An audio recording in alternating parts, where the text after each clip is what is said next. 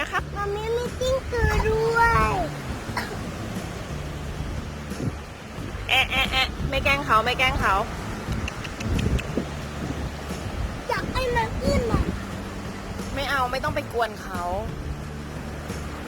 อยากให้มันเลื่อนเลย อยากให้มันอะไรนะ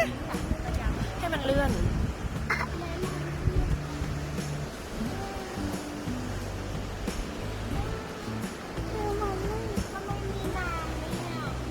ฝนตกไงครับ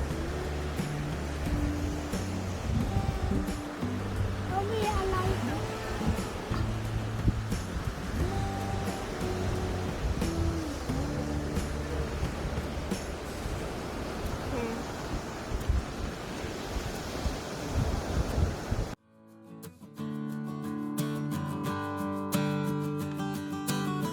อื